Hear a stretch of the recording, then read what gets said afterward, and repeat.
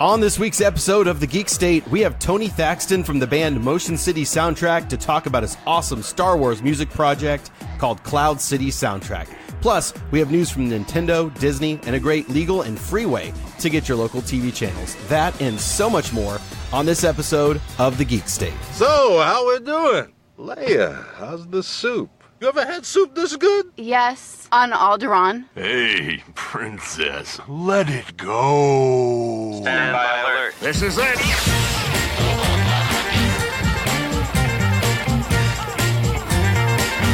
This episode has not been parodied by Weird Al. This is The Geek State.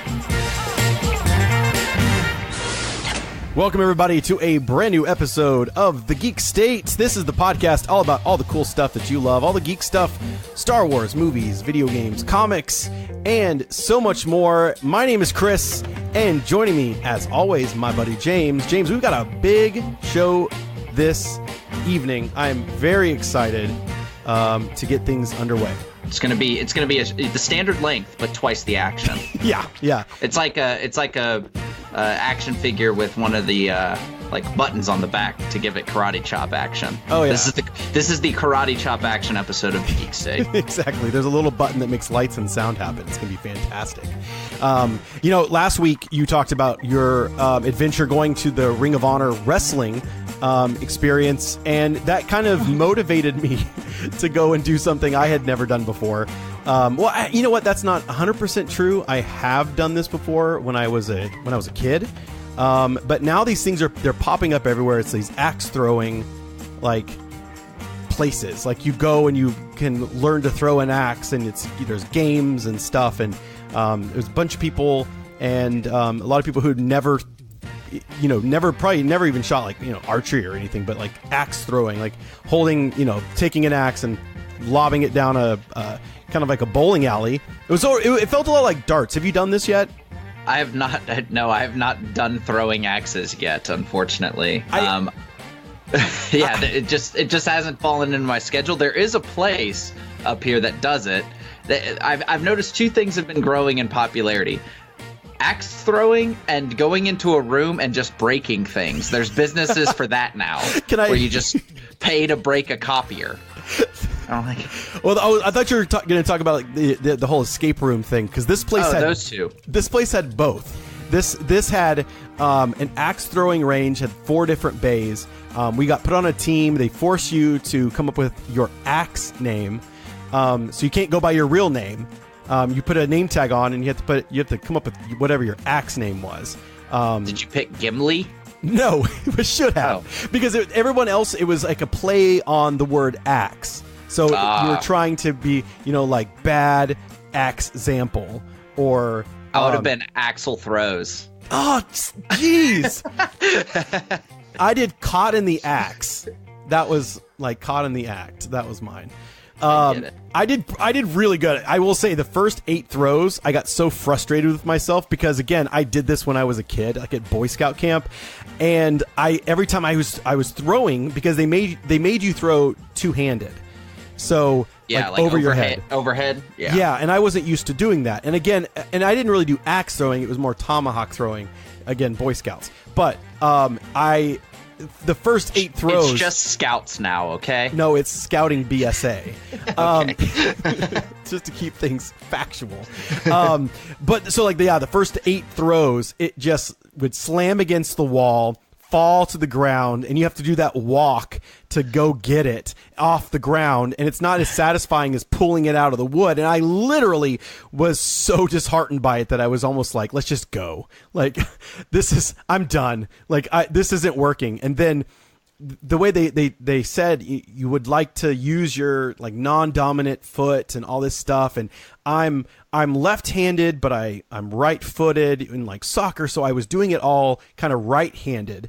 And then I switched it up and did it with my left foot forward, and then bingo, like one after another, I'm hitting it. I got a couple bullseyes. We ended up playing a game of like cricket, which I guess is like also a dart game that you can play. Yeah, absolutely. We did that with axes, and I was the last one to finish out and make our team win. So it was a lot of fun. It's a good thing to go do with the group of people. There was a few people on our team that we didn't know who had probably one too many before throwing an axe, and I like went to the very back of this range because every time they threw it, it bounced off the wall and would come back towards you, and they were absolutely terrifying. But yeah, that sounds awful. I would not want to be within 50 feet of that. And I wasn't. That's what I was trying to avoid. So, but anyways, above that, if you got a group of friends that you trust, it was a lot of fun and a lot less dangerous. Actually, I just painted it to be kind of dangerous, but I didn't feel like it was all that dangerous. We've got a lot of great stuff on the show. Like we said at the top of the show here, we're going to be talking with Tony Thaxton from the band Motion City Soundtrack. He's on the show sharing with us his new Star Wars project. He's been doing it for a little over a year. He's got like almost 100 songs. It's amazing. It's a Star Wars music project, and we're really excited to have him on the show. James, what have you been up to since you've gone to more wrestling? No more wrestling. I've been playing a particular game that surprise launched just a couple days ago, but we'll talk about that a little bit more in my recommendations. Spoiler alert, I like it a lot. Oh, fantastic. I can't wait. It's not on the show notes, so I can't even see what you're talking. Well, I bet it's at the bottom, so it's going to be a surprise to me as well. Well, before we get things going with Tony, let's get to the headlines.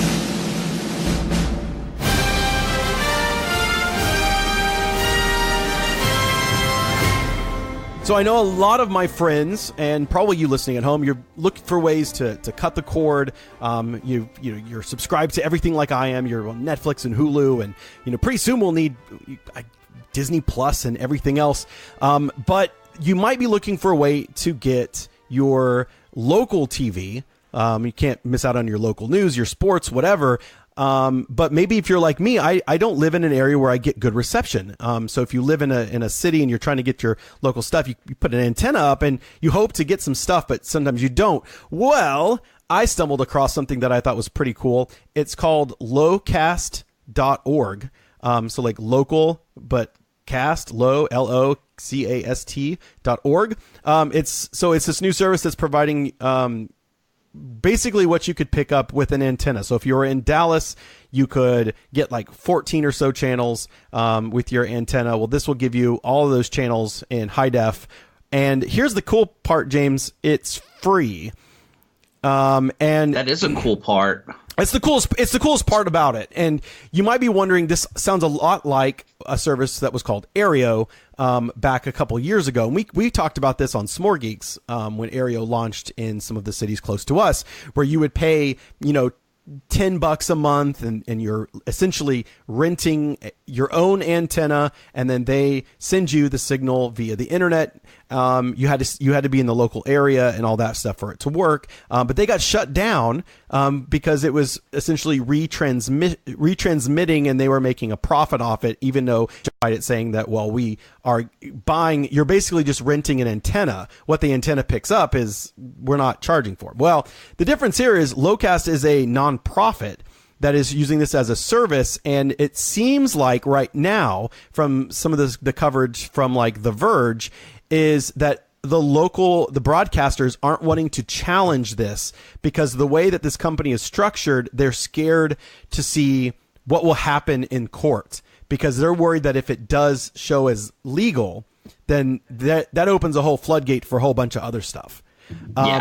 There is a catch. Now, of course, it's free, doesn't cost you anything. They do ask for donations on the site to keep it up and to add new locations. You have to be in one of their cities that they've got the service so far. If you're in Dallas, Houston, Denver, Chicago, I think Baltimore, New York, a bunch of cities on the East Coast, none on the West Coast at the moment. So you have to be physically in that area. You can use the web, through Chrome, or you can use one of their apps. Now, you can get around this because I tested this from San Antonio, and it's not a city that's supported, but I could only do it through the web and a Chrome extension that fakes your location. So We'll tell you more. You can Google that yourself. Yeah. You know, you guys are smart enough to Google things. You'd be surprised how some people aren't. But the Geek State are pro Googlers, and if you need to find out a way to do this, do it yourself. But lowcast.org, it's fantastic. It works great. The quality's great. Check it out. Yeah, and just a little bit of other news. Disney had their investor call on Tuesday, actually, and CEO Bob Iger. The name always gives me trouble. I don't know why. I don't know if it's because the capital I makes me think L. Or I just don't know the English language. One of those two things. The latter.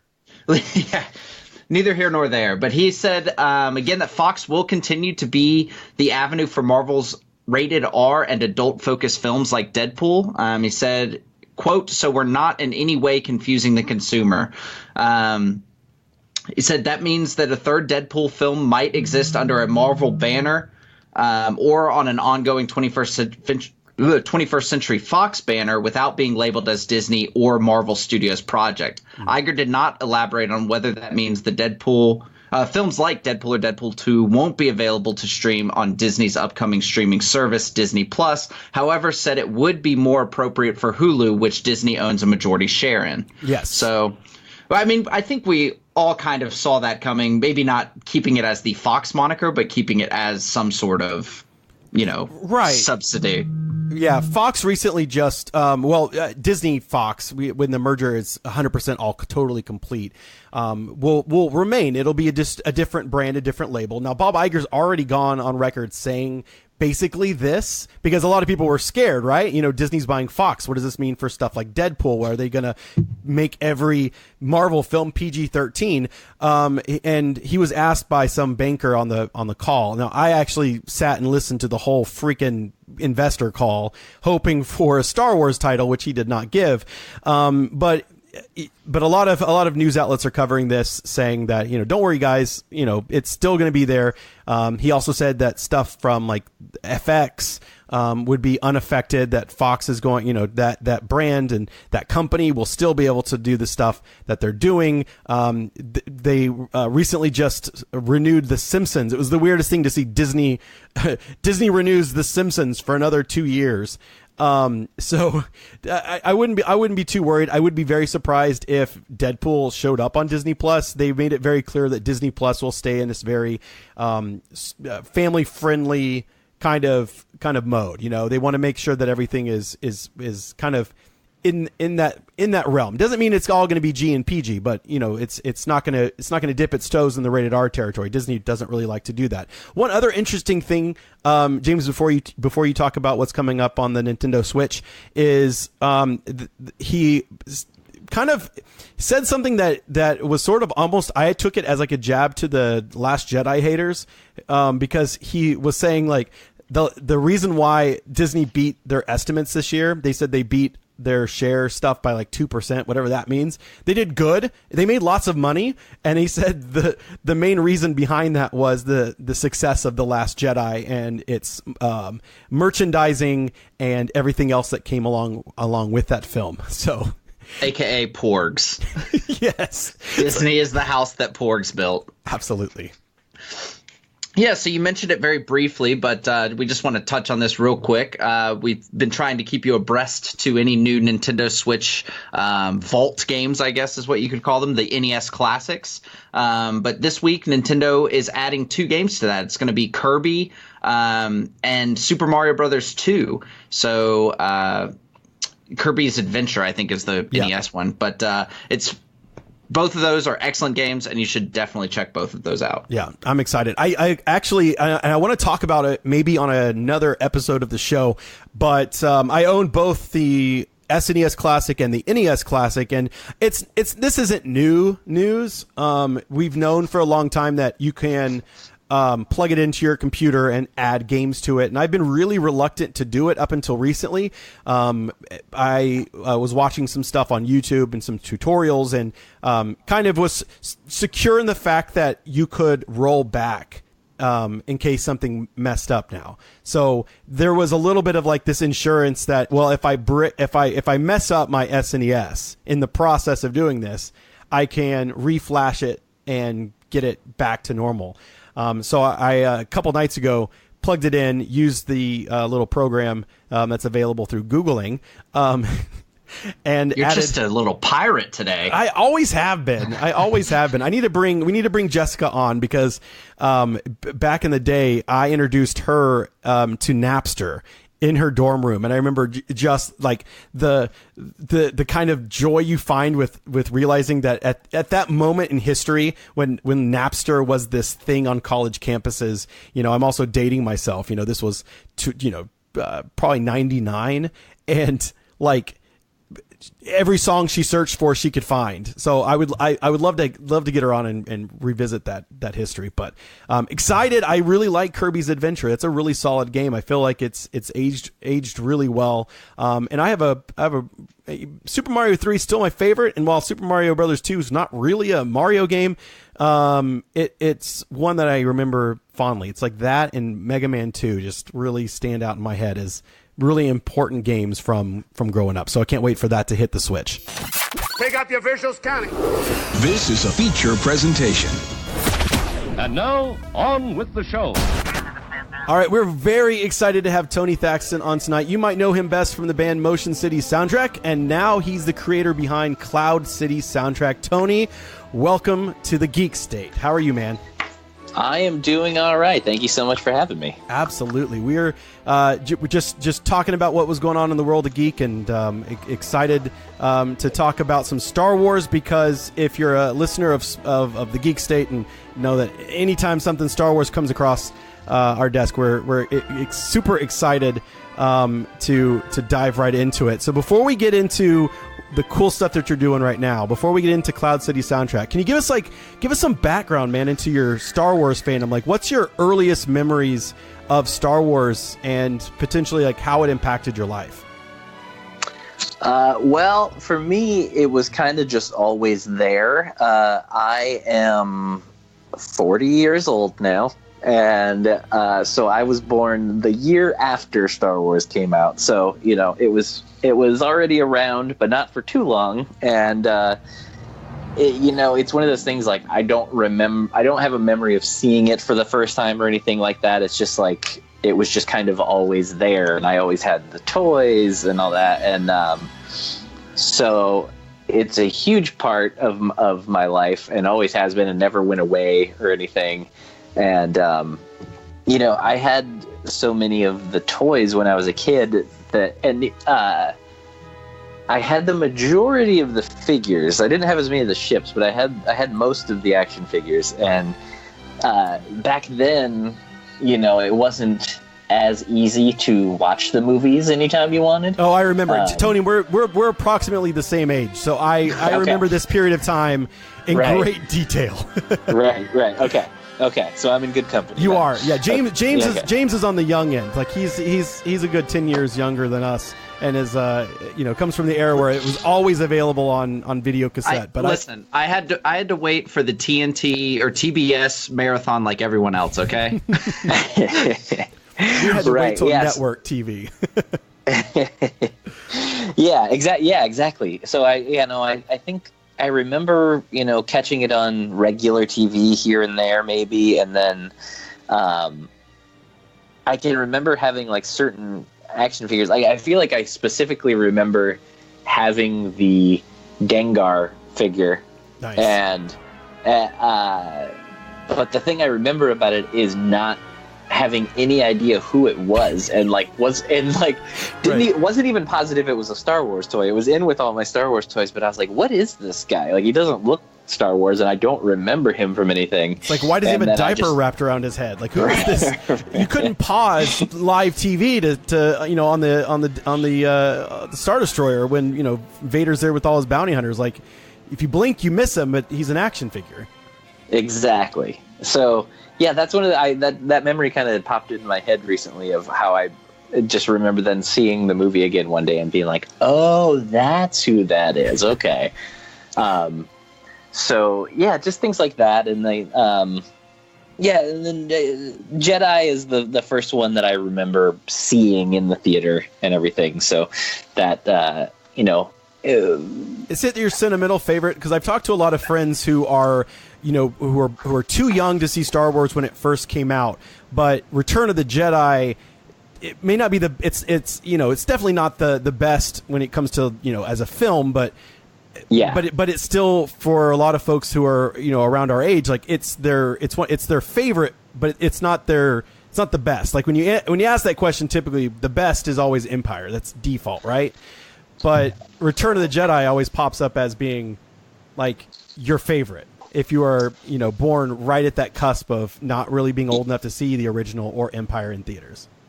Yeah, I mean, it definitely has that sentimental thing for me because of that. But I'm weirdly like kind of in the middle of I think Star Wars is actually my favorite, and then Jedi. So I'm like the oddball who likes Empire the least. But like, well, I also agree that yeah, sure, it's technically the best movie, right? But I always say it's the one that I find myself wanting to watch the least. Oh, I agree with you on that. I feel like of the three, it's usually the original and Return of the Jedi is where I go to revisit, because I just feel like I have more fun watching it, because it is exactly, it's a darker, it's not as fun. The bad guys win, right? That's not Which fun. I mean, I do love that about it. But yeah, there's something about it then that is like, I don't know, if you give me the choice of the three, that's always going to be my last pick, I think. Right on. So one of the things that I'm totally digging, because you're talking about Dengar and kind of these background characters,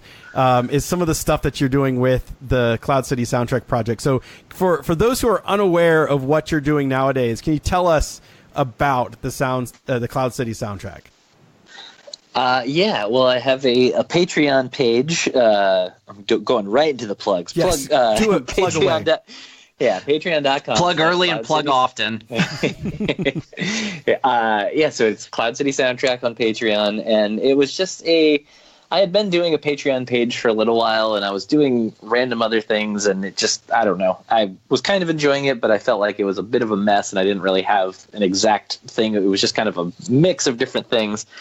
And then, I don't know, I got to thinking, and I was like, I feel like the three things that I am the most into in life and feel comfortable with and like just enjoy the most are like music, comedy, and Star Wars. Yeah. And I was like, why not? Maybe I can like do something with that. So I just was like, what if I just started trying to write some like goofy Star Wars songs, like not take it too seriously, just kind of have fun with it. And so I was like, you know what? I'm gonna do that. And I was like, I'm gonna try and challenge myself also to write a new one every single week. So yeah, I just started writing a new song about a different Star Wars character every week, and I've been doing that for, I guess I'm approaching 2 years now, because at this point I don't know the exact number, but there's over 80 songs. Yeah, it's fantastic. I just got to say, going through, I'm not a patron yet. It's going to happen after we're done here with the show. And James has already been, diving into the back catalog. So, I've only seen some of this stuff. Yeah, some of the stuff that you sent us to listen to. And I was sitting at my desk today at work, kind of getting ready, obviously not doing my job, but getting ready for tonight and listening to some of the stuff. And I audibly started laughing at my desk with, and it's the Spielberg spelled backwards, Senator. Yes. Senator Greebleeps. Yes. I mean, and that's the thing is I'm not even, certain ones I'm not even positive I'm saying it right, but you just kind of commit, I guess. So the thing about the Star Wars universe, like Pablo Hidalgo's gone on record saying, like, there's no right way to pronounce any Star Wars. Like there's Twi'lek and Twi'lek, and the both are correct. Yeah. So right. We'll take what you said as canon, because no one else has ever said it officially.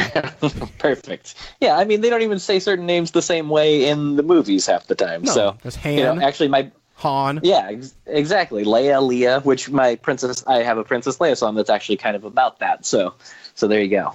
I love it. I think this is great. So, one of the things, again, I love is just the obscure stuff like the Rick Ollier and Therm Scissor Punch, which, by the way, I absolutely, you tweeted a picture of Tom Brady at Disney World. And I was like, yes, this retweet. The caption was like, I bet these guys don't even know who Therm Scissor Punch is. Which is so absolutely true. They look so ridiculous. yeah. There's no way. They have no idea. No. Can I just say, on Therm Scissor Punch, I know in your video you used the Denny's trading card. I had to eat so much Denny's just to get Therm Scissor Punch's trading card, because you had to go to Denny's and buy a pack, and it only had 3 cards in it, and the one I was at was real stingy, and I had to finally, it was like the last pack, and I have a complete set now. But nice. Love Therm Scissor Punch. Now, of the all sacrifices you make, Denny's. So many moons over my hammies. That is literally exactly what I was about to say. So my question, with you've gone pretty deep into the library of obscure Star Wars characters, but there are thousands. I mean, probably approaching hundreds of thousands of weird, obscure background characters. Is there a Star Wars character that you still have not yet written a song about, that you're kind of on the list that you're excited to tackle? I mean, I don't really have a big plan. I mean, there's a few little ideas that are floating around in my head that I was like, oh, okay, yeah, I'll get there someday. And there's not necessarily a character that I'm dying to do. I try to, it really is whatever happens. Because sometimes they are actually kind of, I have no set way that I do them. Sometimes they are actually truly about the character, and the stuff that's in the song is for real, things from the movies or the books and all that stuff. And then sometimes it's just total ridiculous nonsense. I have a song about Qui-Gon Jinn playing the drums. It's all just ridiculous and all over the place. And it depends on what my mood is that week, I guess, and what happened to me that week, or whatever popped into my head. I guess maybe one that I can't believe I actually haven't done yet, and it's about as obscure as it gets, but I have to tell this story anytime that I can to anyone that would be excited about it. So I actually have a bird that is Star Wars canon that is named after me. Wait. And there we go. Tell this story, please, please, please. I need more details. Well, I have. I'm friends with a couple of guys here who are writers. Their names are, and believe it or not, these are their real names: Ben Acker and Ben Blacker. They are writing partners, and those are their real birth names, and they work together. It was destiny. The Force brought them together. They were in first grade, and they heard their names on the roll, and they just looked at each other, and it's destiny. It really is the weirdest thing that they have that similar of a name and they work together. But so they are friends of mine, and a couple of years ago, they actually got to write a Star Wars book. Actually, they wrote a series of Star Wars books. They're kind of the more, I forget what the proper term is now. It's not called young adult now. I forget what it is, but that's the gist, is they're on the young adult books. Oh my God, I'm blanking on the title of the book right now. Is it one of the ones when they were leading up to The Force Awakens? Yes, I believe so. So I probably have them. Well, The Force Awakens was out at that point that they came out. So they wrote, Ben Acker and Ben Blacker, they wrote a book called Join the Resistance. There's a series of them. I think there's 3 or 4 books. And so when they had told me that this was happening, that they were writing a book, I, half jokingly, I'm actually being serious, but I'm saying it in a joking manner to them, because I don't really expect it to happen. I'm like, so you're going to name something after me? And I'm like, Thaxton's kind of a Star Wars-y sounding name, right? Oh, absolutely. And they kind of just laughed me off or anything. And then, a few months go by, and I run into Ben Blacker at a comedy show, and we're just talking, and then he just out of nowhere, he's like, "Oh, by the way, you're in the book." I was like, "Wait, what?"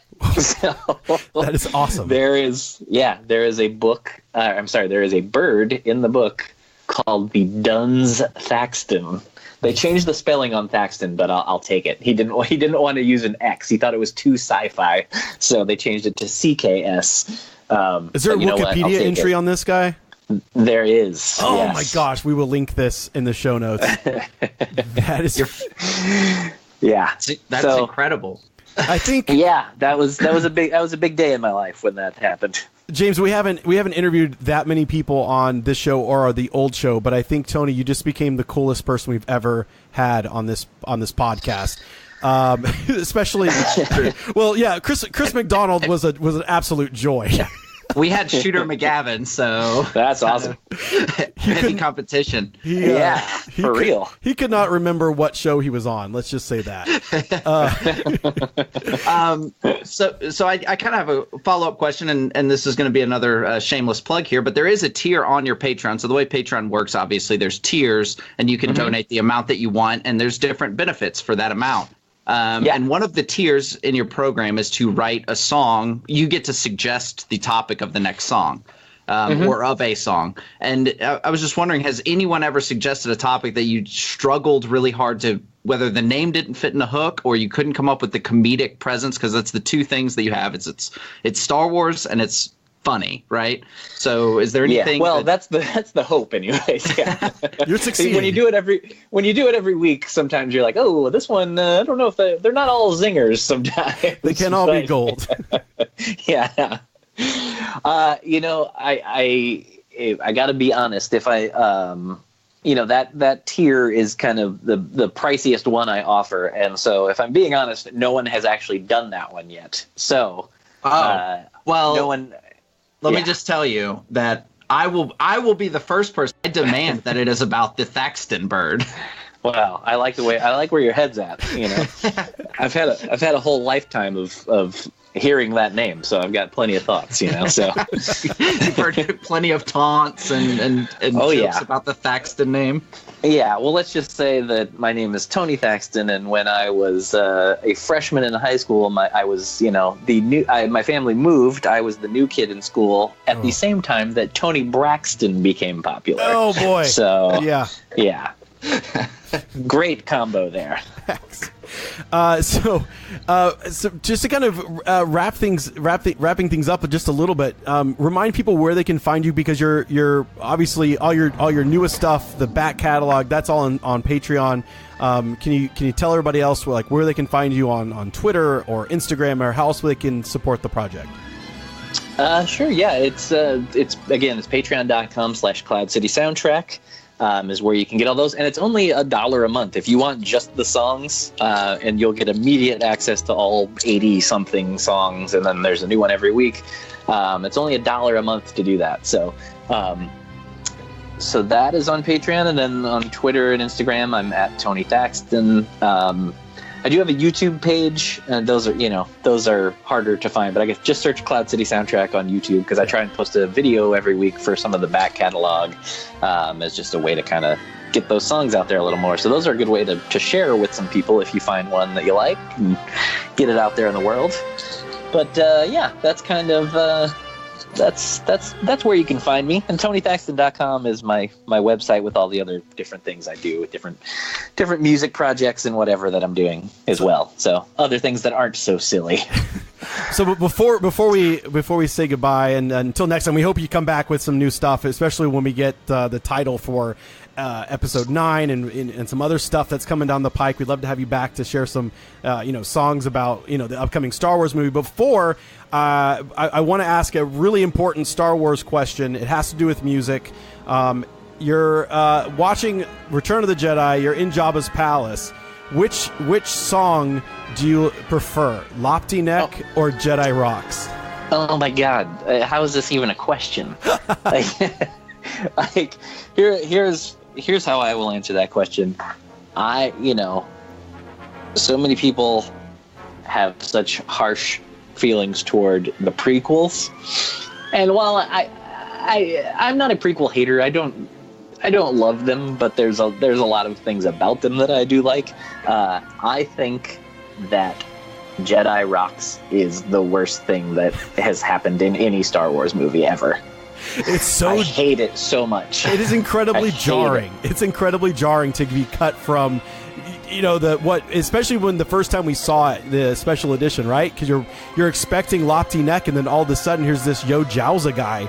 It's like and like singing to camera and just like, and the CGI is just so bad. It's and I hate everything about it. Yeah. I hate it so much. Well, Tony, thank you so much for being on the Geek State. We hope you'll come back. Make sure you check out the Patreon. We'll post some links to everything we talked about in our show notes and on our Facebook and Twitter and everywhere else that we are. Tony, thank you so much. You have a great night. Thank you so much for having me. I appreciate it. He was a fast machine. He kept his motor clean. He was hanging out on Tatooine.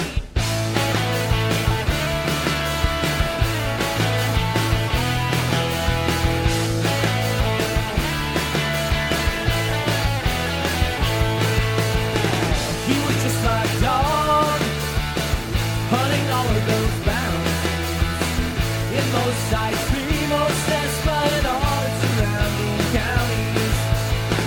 And at the top of his list was some guy with the wood, the guy that Java likes to call Han the Boogie. One day he went to abroad. He was sick of being a struggler, and then he looked up and saw a certain smuggler. And his name is Rito, and he's kind of the worst. Nobody likes him. He's basically Space Fred Durst.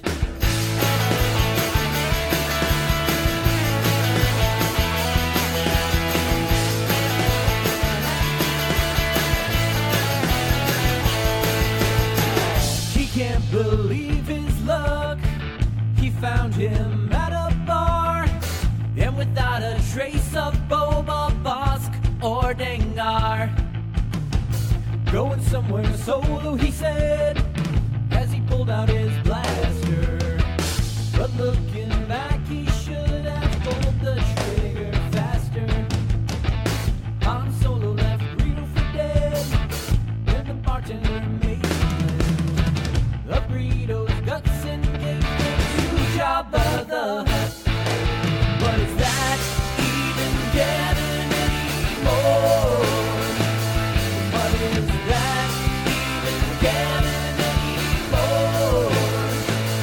I don't know. I don't know. His name was Greedo. Came to the bar with the first. His name was Greedo, and he didn't shoot first. Let's look around the region and take our pick of the week. Shut up and take my money. All right, each week we like to leave our stamp of approval on something pretty cool. It's our pick of the week. James, you teased at the beginning of the show. You're playing a game. We got to know what that game is. Tell us about it. Well, I mean, after that interview, obviously my pick of the week is to support our dear friend on Patreon at, Cloud City Music. Yeah. Soundtrack, Cloud City Soundtrack, my mistake. Yeah. But if you absolutely need to do that and then need something else, there's a free-to-play game right now on Origin. It's also on PS4 and Xbox One called Apex Legends. It is do not need to spend money on it at all. You kind of want to for cosmetic things, but there is no tactical advantage at all to getting it. You can unlock some additional characters, but they're all they're all theoretically the same, except they have a couple specials, but they're balanced. So no, you can't. That one unlocked character is not better than everybody else or anything like that. So it's completely free to play. It's a first-person shooter, like battle royale type game. Very, very. It's almost like if say if Overwatch had a baby with the Black Ops mode or whatever, blackout mode in Call of Duty Black Ops. So essentially you're on a big bus with your team of 3 and there's 20 other teams of 3. You jump out together, pick up some guns, fight, and then as all this time a ring is getting smaller and smaller on the map, forcing everybody together. Oh, it sounds familiar. Yeah, right. So it's obviously, you know, a tried and true formula, but the way that this one does it is very good. The characters are fun. They're different enough to make you want to play different characters and find which one you like the most, but they're similar enough to where there's not an imbalance in characters. It's a lot of fun to play with friends. Just last night, we hopped in the Discord, the Geek State Discord, and played a little bit. Had a good time there. And yeah, it's great. It's a lot of fun. I've really been enjoying it. It's super easy to jump in and play a little bit and have fun. I'm not good at it by any means, but it's still enjoyable. And that to me is the definition of a fun game. Yeah, that's what's hard for me on Fortnite because, you know, everybody was getting all big into it and talking about it. And of course, it's free to download. So I did it and I jumped in. I'm like, I don't know what I'm even supposed to do. Like you're gathering stuff and there's people building things and then you're dead. And I was just like, I just want to run around and hunt for people, basically. And whoa, that says a lot about you as a person. No, but you know, going back to like those Quake 3 and like Unreal Tournament and stuff, like that's where I cut my teeth, you know, in like first person shooters in college. Like I would have my audio full blast, no headphones, and you just hear like machine gun, you know, fire from my dorm, and people would walk in like, what are you doing? I'm like, it's Quake 3. Like this is how I like to experience this game. But that's cool. Now this isn't the like from Titanfall, folks. That's a whole new thing that's coming, right? No, this is the Titanfall. It's in the Titanfall universe. It is from the developers of Titanfall Respawn, and they have also announced that there is going to be more Titanfall coming out this year. So outside of Apex Legends, but so this isn't the new Titanfall, but this is just in the Titanfall universe. Okay. I had heard about this. You started talking about it, and I was like, I swear I've heard about something that's going on in that realm. So that makes a lot of sense. And the thing with this, if we want to expand on this kind of idea even more, I mean, like you said, you've heard of it. It literally was announced the day before it came out. You know, essentially not even announced to the public. It was announced to the public when it was available. And I think that's like almost the play to do things nowadays. I mean, obviously there's a lot of companies that spend a lot of money on marketing, but that also builds this hype up around your product. And then when that product doesn't deliver on said hype, like your Battlefield 5s and things like that, it hurt. I mean, I feel like it hurts your product probably more with the, you know, hardcore audience, I guess, than kind of your general audience. But I mean, I think this might be the future where things just come out kind of almost like Netflix style, where it's like you just log in one day and it's like, oh, what is this? You know, and, you know, obviously you do a big press boom, you know, right when it comes out and you get, you know, people to write articles about your thing, or hopefully it's good enough to where they'll want to write articles about your thing because people are clicking those. But yeah, I think this might be I slowly start seeing things turn this way, even with like a few years ago when Fallout 4 was announced 3 months before it came out. And people had low expectations with it because 3 months ago you didn't even know it existed. So your life is no worse than it was 3 months ago. Because I think it's great. I think it's a great marketing strategy because it is like what Netflix does. They'll put out a trailer and you're like, oh my gosh, I can't wait to see this. And then at the end, it's like February, and you're like, that's next month, you know, like that makes it so much better. You don't have to wait. It's our need for immediate gratification. And I think it's much easier now with digital becoming the new way to download things and to enjoy things, because you're with obviously if you're doing physical copies, you have to build out distribution. You have to set all that up with your retailers. Retailers have to get their marquees and all that stuff. So that's how things leak. That's how things you'd have to notify people of it early at some point, right? Whereas with the digital platform, you can just go, there you go. Yeah, it's out today. So I think it's awesome. I look forward to more taking stuff. Taking 2 like steps this. off my soapbox now. No, please, always welcome. Your soapbox is so nice and clean, by the way. I don't know what you did with it, but it's good. It looks nice. I used soap on it. It's just probably a good thing. So this week, mine's just a trailer. I think I'm not even going to try to say his name. It's the director. It's like Taki Waki. Anyways, it's the guy that did Thor Ragnarok. I will never learn to pronounce his name properly. I've just come to that conclusion. But so he had a movie back in like 2014 called What We Do in the Shadows, and now it's going to be this FX TV series, and it's basically it's a comedy. It's definitely like a dark comedy, but it's pretty from the trailer. I haven't seen the movie. Actually, didn't even know it was a movie till I Googled it and realized, this was a movie first. But it's like vampires who live in a house together, and like the antics that go on around that, basically. And they have like a guy that takes care of them. He like lives in the house, and he's not a vampire. And the trailer opens up with him kind of giving a tour of the house, and he opens the coffin, and his master like rises like old school Dracula, straight up out of the coffin. It's funny. I'm really looking forward to it. It's on FX. I don't have much else to say, James. I wish I had something as cool as Apex Legends, but of course, once we're done with this, is it on? It's not on the Switch, right? It's just on. It is not on the Switch. No. I'll have to boot up my PlayStation 4. I haven't turned that on in like a year. Well, enjoy the updates. I know. But might as well get it ready for the weekend. I'll get it turned on, get it ready for the weekend. Are you playing this on the PlayStation 4, or are you? I'm playing it on PC currently, but they are going to be introducing cross-platform to where you can play across multiple platforms. Well, fantastic. Well, that about does it for this week's show. Make sure that you follow us and you like us on all the social media platforms. Facebook, we're at facebook.com/thegeekstate. On Twitter, you can find us at The Geek State Pod. And on Instagram, we are The Geek State Podcast. And do us a favor, if you have some time, go to Apple Podcasts and leave us a 5-star rating and review. And also, a big way to help spread the love and build the audience and share the Geek State with your friends to bring more folks into the fold. When you see our posts on Facebook, give it a share. Every time that happens, we get some new listeners. So much appreciated to everybody who just joined us on for this week. Having a good episode next week. So from everyone here at the Geek State, stay excellent to each other, and we'll see you next time. In the Phantom Menace, during the Senate scene, there was a pot of ETs. One of them was Senator Greebleeps. I'm being serious. That's what they named him. And that's just Spielberg backwards.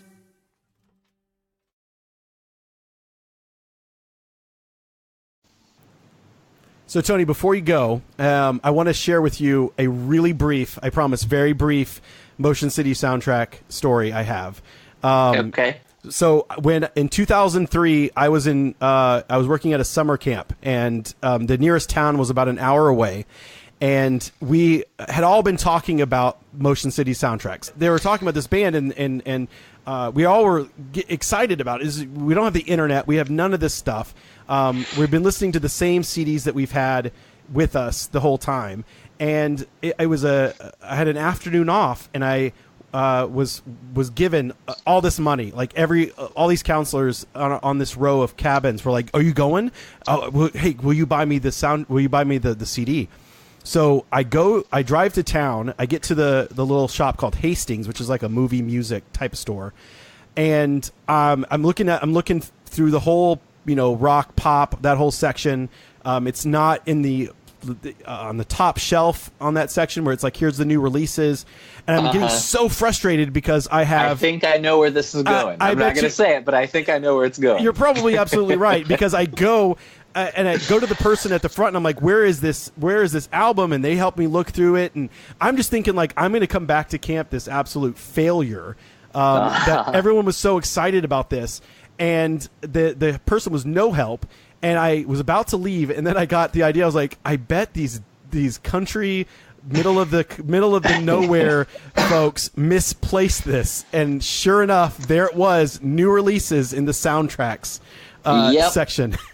That was a problem in the early days. Yeah, that was a thing we were getting a lot of reports of in the early days, and I don't know how that got fixed eventually, but it eventually worked itself out. But yeah, that was a serious issue there for a little bit. The second album, they figured it out. Like, I guess so. I don't know. It was that to me, and that's why I was so excited. I was so kind of unprofessional when I first replied back. I was like, "Oh my God, yes," because that summer of 2003, that was the soundtrack of my summer. Yeah. Well, thank you very much. That's like, awesome. And not to get, I won't get sappy, but like A-OK was like, I needed that song at that time, you know? So yeah, just really happy to have had you on tonight. I had a lot of fun, and we hope that you do come back in the near future.